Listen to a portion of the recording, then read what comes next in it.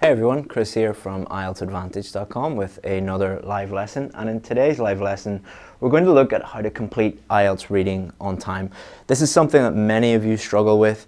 Many of you have emailed me and asked me, how can I just get everything done in the time allotted? For many of you, it's not only a reading test, it's a time management test, and you need to learn time management skills. And for most people, what we always ask ourselves when we get one of these problems, what we always ask ourselves here is, what do most students do?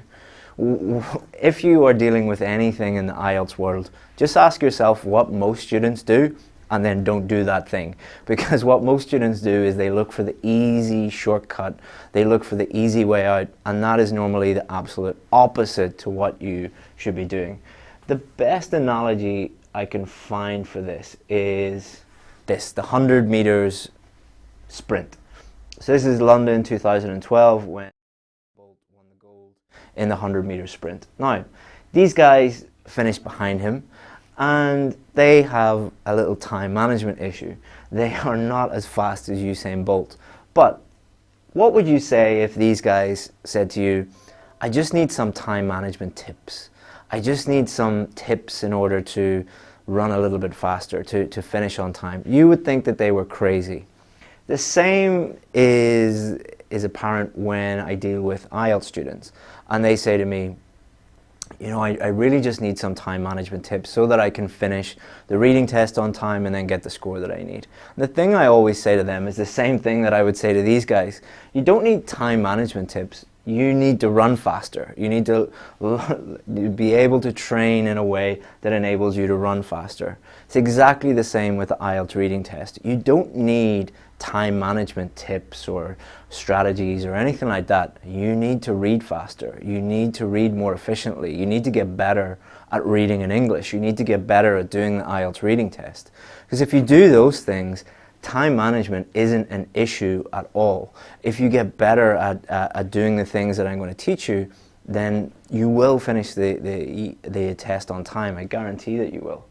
One of the things I learned last week I was at a conference with lots and lots and lots of other entrepreneurs and business leaders, and I was there in San Francisco, and the guy who was running the conference, a guy called Jocko Willink, very inspirational guy, and he was saying, stop trying to find a sweatless solution. What he means by a sweatless solution is an easy solution, a solution that requires no work. And for many of you watching this video, you're watching this video thinking, just tell me the easy thing to do. Well, there is no easy thing to do. There really isn't. If there was, I would tell you. But luckily, there are some very practical steps that you can take which require a little bit more hard work, but will nearly enough guarantee that you get the score that you need. There isn't a sweatless solution. There are solutions that require hard work. But when you think about it, you have a choice. You can look for the easy solution now, fail your test, and then eventually have to do the hard work. Or you can just do the hard work now and pass next time, which is much more sensible, I think. So, there are 5 things that will ensure that you finish the reading test on time and get the score that you need. Number 1, familiarize yourself with questions. Number 2, familiarize yourself with a strategy for each question. Number 3, learn from your mistakes. Number 4, improve your vocabulary. Number 5, get the score you need before the test. And we're going to look at each of these things in more detail now. So number 1, familiarize yourself with the different types of reading questions. One of the reasons why many people fail to get everything done in the time allotted during the IELTS reading test is they come across a question that they just have never seen before or they're unfamiliar with. And this causes a lot of surprises. So if you know exactly what to do, then you're not going to struggle with time so much. A good analogy is when you go to a strange city or a strange building. Like last week, I was in San Francisco in a big hotel, and the first day I was there, I kept getting lost. It was a massive hotel, and I was trying to find the gym and the swimming pool and the restaurant and my room even, and I was getting lost all the time and wasting a lot of time. That's the same in the IELTS reading test. When you're unfamiliar with the different types of questions, you're going to waste a huge amount of time because you don't know where you're going or what you're doing. You need to be as efficient as possible, and the first step is to learn what all these different types of questions are. So, matching headings, true, false, not given, summary completion, yes, no, not given, matching headings. All of these different types of question are different. They test different skills. You need to be aware of those, and you need to have a strategy for each of the different types of question. Every single question, you should have a unique strategy for that question, because it's a unique question. Testing unique skills therefore requires a different strategy. If you do the same thing for every question, then you're going to fail, because you're trying to put a square peg into a round hole. You need a unique strategy. So know exactly what to do in a step-by-step way. Like step 1, do this. Step 2, do this. Step 3, do this. Step 4, do this. And that's going to automate the whole process. So you're not having to think about the different types of questions and what to do, because you've done it, you've learned the strategy, you've used repetition, you've repeated those questions again and again and again and again until it becomes second nature. Just like when you're tying your shoelaces, you don't think about tying your shoelaces, you just do it. Or driving a car, you don't think about driving a car when you've been driving a car for years, you just do it. Same when you learn these strategies, you'll see the question, you'll know what to do, and you'll do it automatically. That is going to save you a huge amount of time, because you can focus on the text, on the questions, on thinking about the correct answer, instead of thinking about like, what is this question and how do I even start? How do I begin?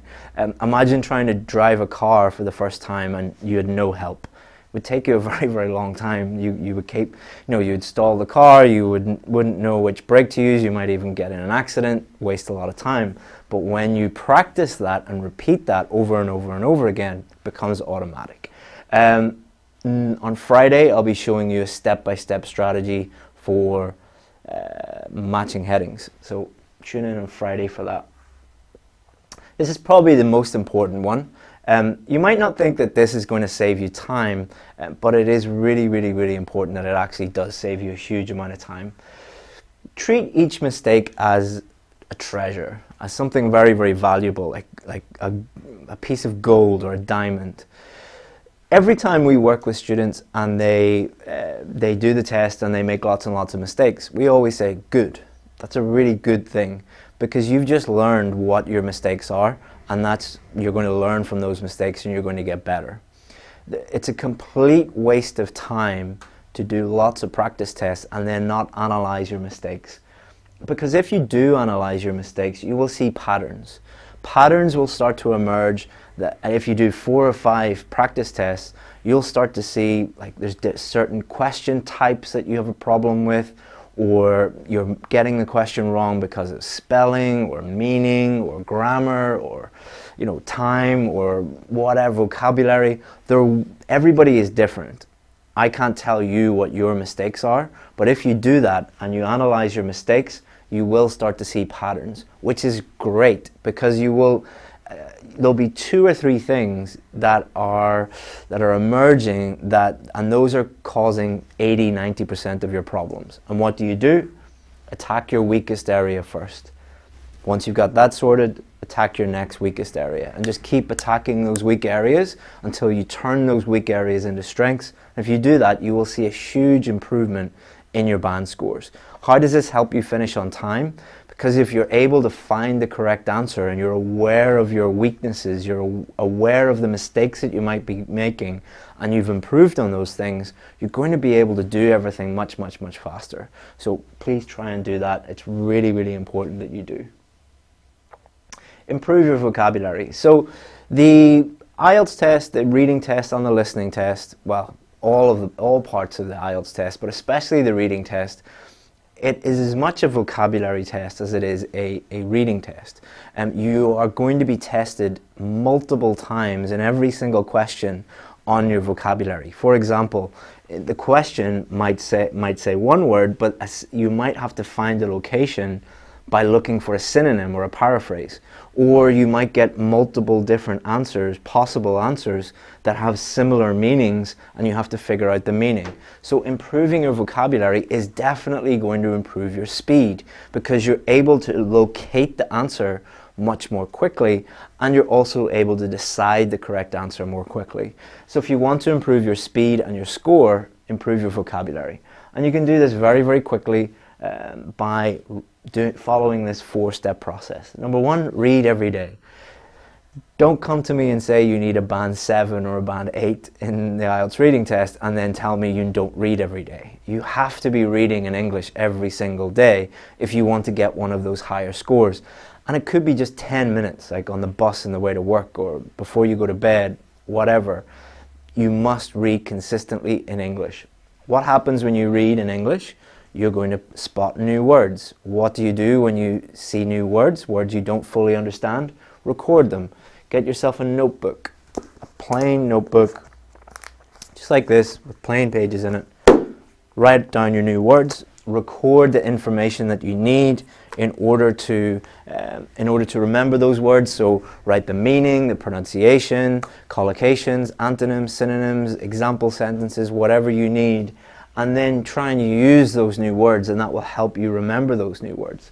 And then, every week, every couple of weeks, every month, just get your book, which after a few weeks will be full of new words, and review those new words and try and use them. And then when you're doing the reading test, you'll be able to locate the correct answer and decide the correct answer far more quickly. Last but not least, get the score you need before your test. So what does this mean? So a huge number of students that we work with, even on our VIP course, insist on doing the test before they are ready to do the test. What do I mean by that? So if you need a band 8 in the real test, don't do the test until you're getting a band 8 in practice. You're not going to get like a 6, 6.5 in practice and then magically on test day you'll move up to an 8. I know many of you hope and pray and hope that you're lucky. Luck doesn't come into it. Magic fairies are not going to come down and move your pencil on the paper. It's just not going to happen. The only way you're going to get from 6, 6.5 to 7 or 8, the difference between here and here is taking all those steps, putting in the work. And if you do that, if you need a band 8, get a band 8 in practice, and then you're guaranteeing your scores. And follow this feedback loop. If you're going to try and do something, let's say you're going to try to improve your vocabulary or improve true, false, not given, or improve matching headings questions, or improve, locating the correct answer, try it. You will fail because you're not an expert yet, but learn from your mistakes and then you will succeed. And if you do that and keep going in that loop, you will improve your score bit by bit by bit until you're able to get those scores before you even do the test in practice. Then okay, book the test, get the score you need. That is far more effective than let's hope we get here, then fail, hope we get here, then fail, hope we get here, then give up and never get the score you need. So if you do these 5 things, you will not only improve the speed at which you do the test, but you'll improve your scores as well. Familiarize yourself with the different types of question, have a strategy for each type of question, learn from your mistakes, improve your vocabulary, get the score you need before you even do the test, and then go do the test, get the score you need. Hope that you find that useful. If you follow those steps, you will get the score you need. But again, as I said at the beginning, there is no sweatless solution. A guy on Facebook, we did this lesson on Facebook about 30 minutes ago, and the guy said, I really like your tips, but they're a lot of work. It's like, yes. Tell me anything that you can achieve without any hard work whatsoever that's legal, and I'll be very, very surprised. You have to put in the work, guys. But that's pretty simple. It's not easy, but it's pretty simple. Anybody can do those things. Instead of moaning and crying about not getting the scores you need, just do the work and you'll get the scores you need. Let's answer some questions. So,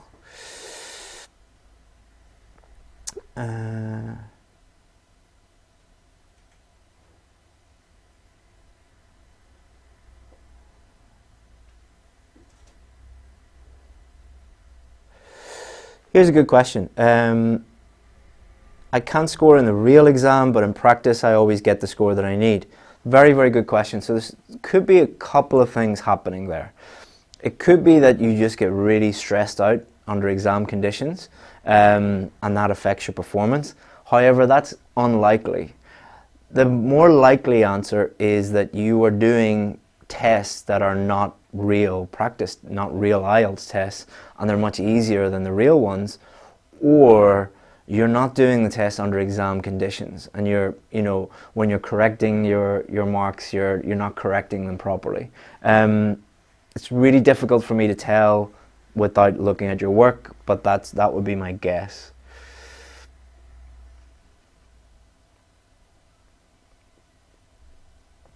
Ayush, how to practice reading? There's so many mock tests. How many mock tests are sufficient? Very, very easy answer to that. Do as many tests as is required until you get the score you need, until you're consistently getting the score you need. So for some people that could be 3, for other people that could be 30. But if you follow those steps, if you follow this is the most important thing. Learn from your mistakes. Do not do a practice test and then do another practice test and then do another practice test. You're like a schoolboy breaking up with his girlfriend and then getting another girlfriend and then not learning from your mistakes. Like, learn from things in life and get better. Don't be like a love-struck schoolboy or schoolgirl.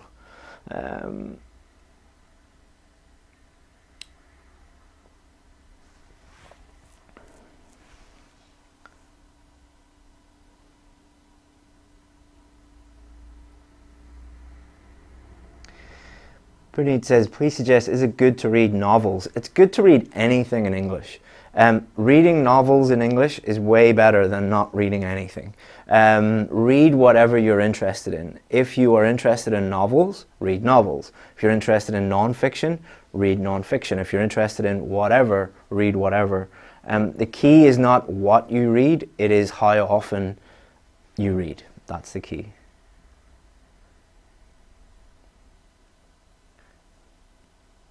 Can you give me some tips on skimming and scanning? Wednesday. We'll be making a lesson on that on Wednesday.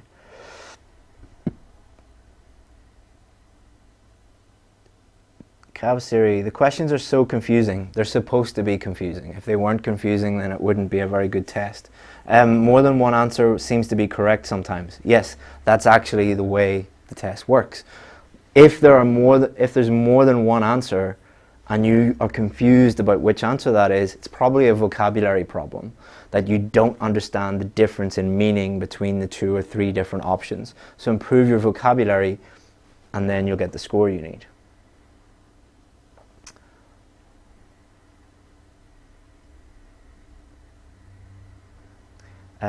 Deepish, what's the best way to do matching headings? We're going to do a lesson on Friday on matching headings. Chris, do you think we should evenly distribute time on all 3 passages? I wouldn't really think about it that way, because the first section is going to be much, much, much easier than the last section. So some teachers will tell you, don't spend a lot of time on the first section and then spend a lot of time on the last section. I don't actually agree with that, because what you should 100% make sure is that you get the easy questions correct. Especially if you only need like a band 7, band 8, something like that. You need to bank those easy questions. So if you rush through those questions, you're increasing the likelihood that you're just throwing away easy marks. I don't know it in your native language, but in English there's an idiom, low-hanging fruit. Get the low-hanging fruit first. Make sure that you get that.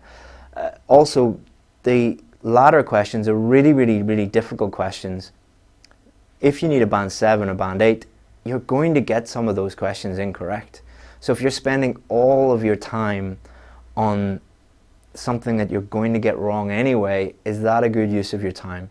So I wouldn't really think about it in terms of number of minutes per question or anything like that. I would just do the question, get that done. Like, I even saw some advice from a teacher saying, you must spend an equal amount of time on each question. Like, you know, you've got the answer and then what do? Wait 90 seconds? Like, that doesn't make any sense. Just do the questions as quickly and as effectively as you can. And that's what the best advice I can give you.